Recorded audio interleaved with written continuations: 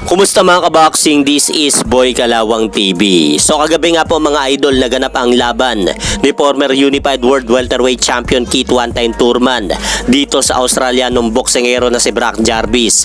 Dahil po sa naganap na laban na yan kagabi sa bansang Australia, tinapos lang po ni Keith Thurman mga idol itong si Brock Jarvis sa pamamagitan ng TKO sa round 3. Matapos pabagsakin ni Thurman mga idol si Brock Jarvis sa ikatlong bahagi sa pamamagitan ng isang solid body shot upang bahagyang mapatras si Brock Jarvis sa tumamang suntok na yon sa kanyang katawan upang mapabugtong hininga nga po ito. Kaya napansin nga po mga idol ni Keith One Time Thurman na huminga nga po ng malalim itong Australianong boksingero. Kaya wala na pong sinayang na oras itong si Keith One Time Thurman mga idol at binigyan po muli nito si Brock Jarvis ng isang solid left hook upang bumagsak po muli si Brock Jarvis sa ikalawang pagkakataon. Kaya dito na po napagpasya ng referee na ihinto na ang kanilang laban sa round 3. Kaya dahil napansin nga po ng referee na hilong-hilo pa rin po itong si Brock Jarvis galing sa suntok ni Keith One Time Thurman. Kaya dahil po dyan mga idol, wagi nga po si Keith One Time Thurman via TKO sa round 3 at umabante na rin po ang kartada nito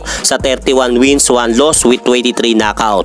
Habang nalasap naman po ni Brock Jarvis ang kanyang ikalawang talo sa kanyang buong professional boxing career dahil bumagsak na nga po ang kartada nito sa 22 wins, 2 losses with 20 knockout. At pagkatapos nga po manalo ni Keith One Time Thurman mga idol kagabi sa bansang Australia ay hinamo naman po nito si former WBO World Super Welterweight Champion Tim Tszyu. Kaya masasabi po natin na bumalik na po ang kumpiyansa ni Keith One Time Thurman matapos matalo ito kay pambansang kamao Manny Pacquiao noong taong 2019 via split decision. Sa ngayon mga idol, ayan lang po muna ang ating maibabalita sa mga aganapan sa mundo ng boxing. At syempre, huwag nyo rin po kalimutan pakisuportahan nyo naman po muna ang ating munting channel. Maraming salamat po.